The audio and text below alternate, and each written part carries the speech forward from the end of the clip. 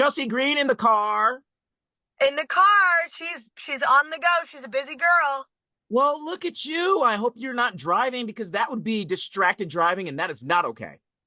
I could not possibly drive and do this. Trust me, I'm good at multitasking, but not that good. It looks kind of like rainy. Where are you right now? Are you in Florida? Yeah, I'm in Florida. It's rainy, but as you can see by my red face, I just worked out and it's still 100 degrees. Oh my God, yeah. My sister lives in Tampa and she's like, yo, it is hot for freaking Florida. It's crazy. It doesn't matter how long I've lived here, I will never get used to this. Wait, where are you from? You're from Canada originally, right? Yes. So like that to that is just asking for trouble.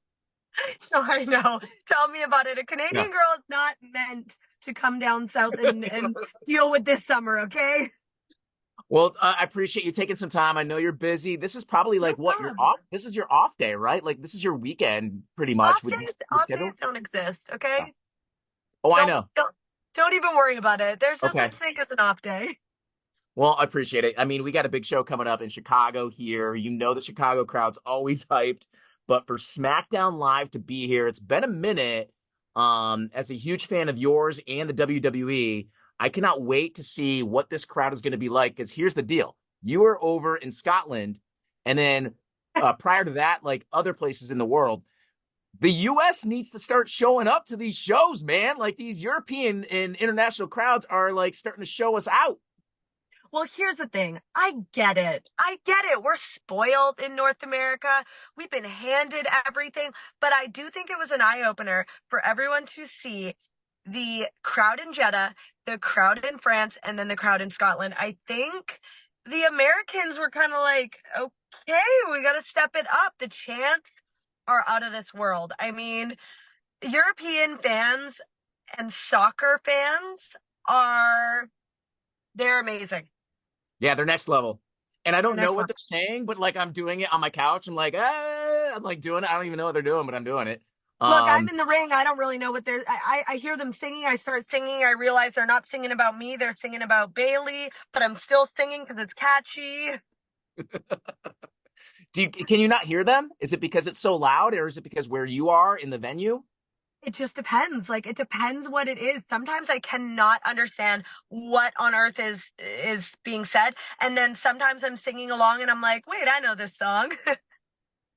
What is it about Chicago that you love performing in the city? Because we all know it's one of like the top ones in America. But what personally for you, Chelsea? Well, I have a lot of history there, especially having done some of the really big shows in Chicago. I mean, Chicago is iconic for wrestling. We all love it, whether we were on the independent scenes, it didn't matter where it was. Chicago always has the most diehard fans. And I mean, actually, if we're going to break it down, you guys have diehard fans in every sport.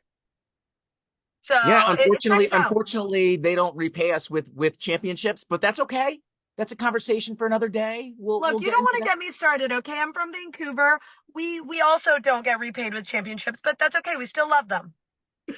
Oh man, you guys are flying right now on all cylinders, like so cooking right now, especially with what I saw on Monday night. The whole world is talking about this Wyatt Six thing. Did you see it? Were you there for it, or did you like what was your reaction to it? I watched it, and I mean, my reaction is just like, whoa. Whoa, I think the level of creativity that has gone into this and that's going to come from this is going to be it's going to be a game changer for wrestling. I think it's going to, seriously, there are going to be storylines and ideas that come from this that we just have never thought of before. And I'm very interested to see the damage that they continue to do. I'm also interested to see, do they show up to SmackDown in Chicago this Friday? Chelsea, I think you're onto something. So that means we must watch, we must be there because if the world's talking about it, I Look, think it could happen. tickets are limited. So if you want to see the Wyatt Six do whatever the heck they're doing, I don't really know whether it's like just really injuring people or murder. I'm not totally sure what's going on. However, However, if you want to see whatever the Wyatt Six is doing, you better get your tickets now because it's Chicago's going to sell out. Yeah. Yeah. Um, in your career so far, has there ever been a starstruck moment? Because I know, like looking back at it from a fan standpoint, like athletes want to be wrestlers and wrestlers a little bit want to be athletes. And then you toss in like the musician part and like actors and actresses. Is there anybody that you've ever seen as a wrestling fan that you've been like, oh damn, that's kind of cool? Yes, I was at a show in Chicago at the Allstate Arena, and I did a what we call a suicide dive or a tope out to the floor, and in front of me was one John Mayer, and that was a moment that I probably won't forget anytime soon. Your body's a wonderland? Your body's a wonderland. Yeah, right in front of me. Okay, that's cool. And that's what I tell people that are like, yeah, I used to watch it when I was a kid. I'm like, yo, like people love this. It is so pop culture. It is everything. Once I you get mean, into it, look, you're hooked. right now we are literally partnered with Gin and Juice. Snoop Dogg's Gin and Juice. Okay, that are cooler than Snoop Dogg and Gin and Juice. And I mean, even meeting him at WrestleMania was like, whoa, like this is cool. That's next level. You and I have that in common. I interviewed him once, and I knew he was a wrestling fan, so I had to have him do a Ric Flair promo, and he did it like verbatim, like alligator shoes, like he did the whole thing. He dropped an elbow. I'm like, yo, this is like what y'all do is just it's so across the board. Everybody can like figure out a time in their life when they really latched onto it and it's nostalgic Yep. and now you got this new whole regime. What's your favorite part of this like new era that we're moving in right now? I think my favorite part is just seeing like what people bring to the ring because I've said this time and time again, but these kids are coming out of the womb being able to do backflips, okay? Like it is just it we have not seen this level of athleticism in wrestling, and every single time we think that we've hit this ceiling, someone just shatters it. Yeah. So that's what I always think is interesting. Every time we go to a pay-per-view, Clash at the Castle, we're seeing girls do Spanish flies. We're seeing things that the women we've never seen women do. We've only seen Ricochet do. We've only seen, the luchadors do. And so that's kind of the coolest thing for me is just like what's next? Like I couldn't even imagine what's next because every time I imagine it, they shatter it and they do something else that's so much cooler. Gotta ask you about it because it is genius and it's different, and anything that's different in wrestling sticks out in a hardcore fan's mind. The intro to Chelsea Green. Where did that come from? You know what? It just came from Queen Sam. Samantha is so talented. And, if you look at her resume and all the things that she's done in her career, this is like her announcing my name. It's nothing. She does that probably when she hands her daughter breakfast in the morning. And I loved it. It just gave me like just a little more pizzazz, a little like Zaza Zoo when I got into the ring. So when it was taken away for that little itty bitty time, I felt like I had lost a piece of me. Now we've got it back, but I also had it incorporated into my entrance music, so it will never be going anywhere. Yay, we love it. It's so cool. Career highlights so far for you. We got more to Oh, come right now as of this day, June 19th, 2024. So far, what has been like the one that's like you're most proud of? I mean, definitely going to WrestleMania after only being with the company for few months. That was unbelievable being able to perform in front of my dad. He's only ever seen me wrestle in 10 years one time. That was his second time ever watching me was at WrestleMania, in LA. That was really cool, but I think ask me in a couple weeks because I think winning Money in the Bank in Canada that will be my moment. You know what I mean? I think that'll be the best moment in my career. God, that is going to be a moment. Best advice that you've been given to in the business and who gave it to you? Well, Lance Storm has just given me the most amazing advice, as has Gail Kim and Billy Gunn. And honestly, they all kind of said the same thing like, respect everyone, show everyone the respect that you that you want. And I think in the past 2 years, it's taken a while, but I think in the past 2 years, definitely people have realized that um, I do respect every single one of my coworkers, and they are now all giving it back to me. And it just feels like so good, even respecting the fans and them respecting me. There's a level of craziness that we do with this business. We jump off things, we say crazy things, we do crazy things, we dress in crazy ways. And everyone needs to have a little more respect for each other in this world right now. Wow. Great advice in general, not just in the wrestling industry, but any industry in the world. You just brought up like your outfits and your wardrobe. How long does it take you to prep for that? So I saw what you wore in Scotland. Did you know what you were gonna do there, like for like a week, 2 weeks, 2 days? How does that work? I don't really get told. I kind of find out like 2 to 3 days in advance. So I just stay ready. Just stay ready. I've got a closet full of gear, full of boots, full of hats, full of skirts. I mix and match. I always, there are three things that you can control in wrestling, and that is your attitude, your body, and your look.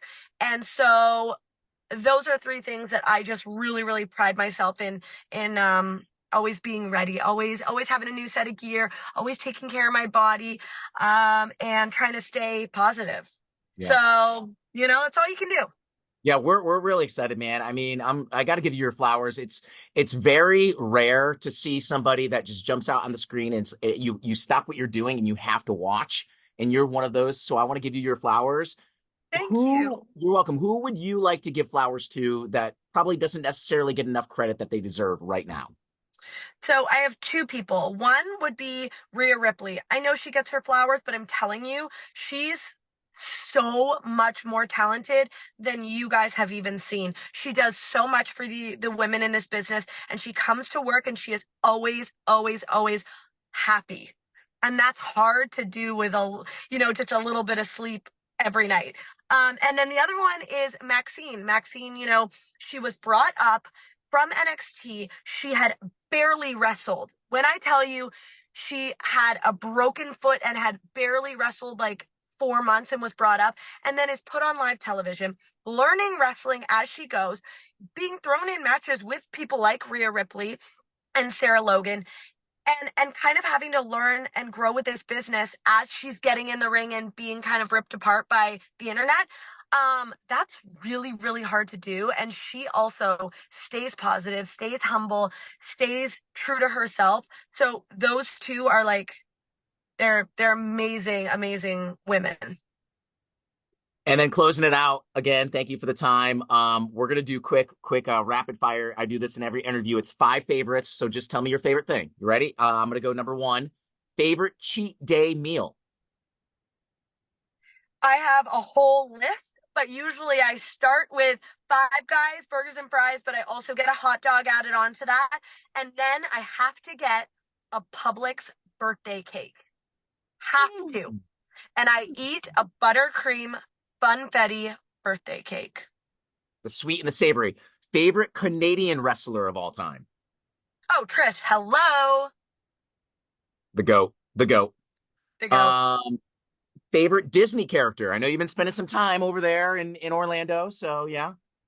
I'm gonna go with Minnie. I just love Minnie. And everywhere you go, Minnie dresses up in her cute little different outfits, whereas the princesses have to stay the same.